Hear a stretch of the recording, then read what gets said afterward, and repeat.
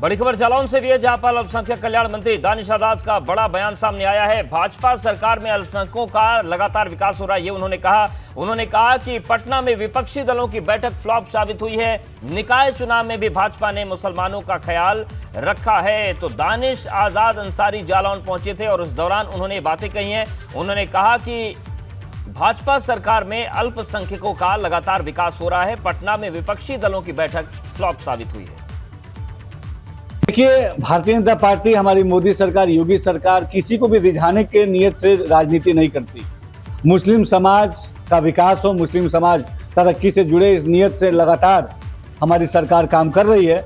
और आज 2014 के बाद से केंद्र में और 2017 के बाद से उत्तर प्रदेश में जिस तरीके से अल्पसंख्यक समाज, मुस्लिम समाज, नौजवानों का, युवाओं का उत्थान हमारी सरकार ने किया है, चाहे उनको रोजगार से जोड़ना, चाहे उनको अच्छी शिक्षा से जोड़ना, चाहे उनके उद्योग को बढ़ावा देना, ये इससे पहले किसी सरकार में नहीं हुआ।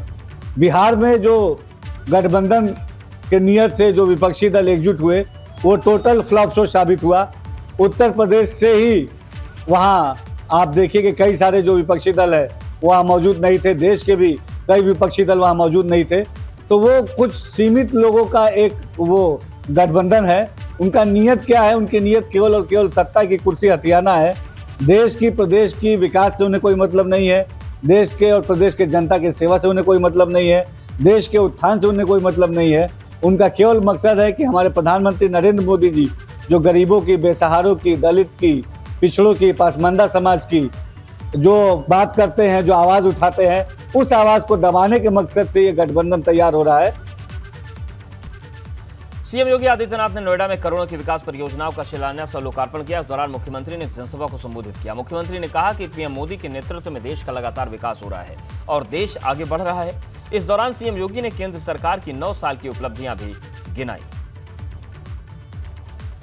जिस सकारात्मक सोच के साथ प्रधानमंत्री मोदी जी ने विगत 9 वर्षों के अंदर अथक परिश्रम करके, कठिन परिश्रम करके अपने विजनरी लीडरशिप में देश को एक नई दिशा दी है। हर एक क्षेत्र में आपने 21 जून को विश्व योग दिवस के रूप में मनाया। दुनिया के 180 देशों ने योग दिवस के साथ जुड़ करके भारत की ऋषि परंपरा के प्रति कृतज्ञता ज्ञापित की। विकास इंफ्रास्ट्रक्चर किस रूप में यहां पर सुदृढ़ हुआ है।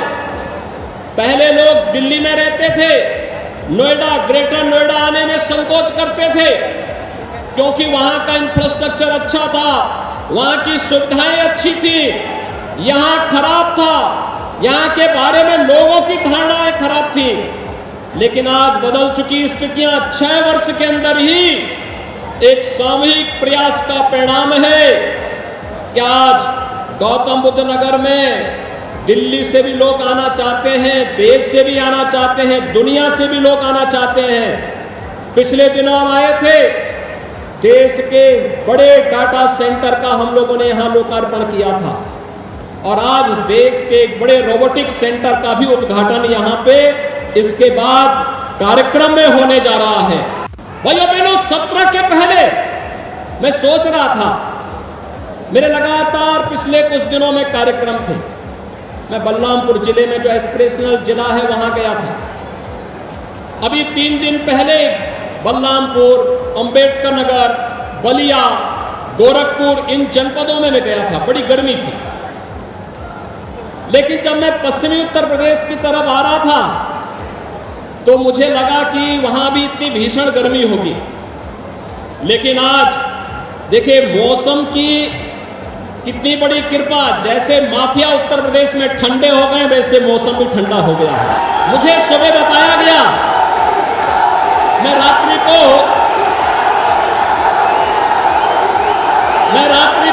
मथुरा में था और भाइयों बहनों, देर रात्रि तक मथुरा के अंदर वहां पर चल रही विकास के कार्यक्रमों को मुझे अवलोकन करने का अवसर प्राप्त हुआ और मुझे लगा देखिए कितनी बड़ी संभावना उत्तर प्रदेश के लोगों के पास। काशी भी हमारे पास, अयोध्या भी हमारे पास और मथुरा वृंदावन भी हमारे पास। और बड़ी खबर आजमगढ़ से है। आबकारी मंत्री नितिन अग्रवाल ने विपक्ष पर जोरदार हमला किया है। उन्होंने कहा कि मुंगेरी लाल के हसीन सपने देख रही है समाजवादी पार्टी। नितिन अग्रवाल ने कहा कि पीएम मोदी के बढ़ते कद से विपक्ष घबरा गया है और उन्होंने ये भी कहा कि 2024 के चुनाव में जनता विपक्ष को करारा जवाब देगी। यूपी में समाजवादी पार्टी को 5 सीटें मिलना भी मुश्किल है। तो आबकारी मंत्री नितिन अग्रवाल ने विपक्ष पर निशाना साधा है। उन्होंने कहा कि व्यापारियों के लिए लगातार सरकार काम कर रही है और जनहित में जिस तरीके से काम सरकार ने किए उसके बाद जो जनता है वो विपक्ष को करारा जवाब 2024 में देगी। तो आजमगढ़ पहुंचे थे और इस दौरान आबकारी मंत्री नितिन अग्रवाल ने ये बातें कही। लोकतंत्र में सम्मान करते हैं जनादेश का। जीत हार अपनी जगह अलग है, जनादेश का सम्मान होना चाहिए। ठीक है, हम लोग कर्नाटक में जो जनादेश मिला है उसका पूरा सम्मान है। हम लोग यही लोकतंत्र की परिभाषा भी है। हम लोग आज विपक्ष में आए और हम लोग वहाँ पे विपक्ष की भूमिका निभाएंगे। 2024 और महंगाई बेरोजगारी बड़ा फटकार है। बहुत हो गया भाई।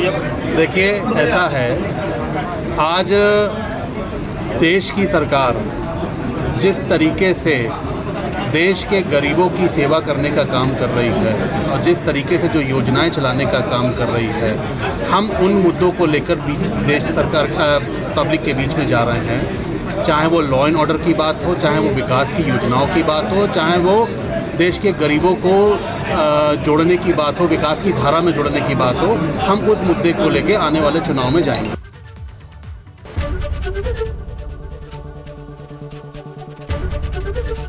एबीपी गंगा, खबर आपकी, जुबान आपकी।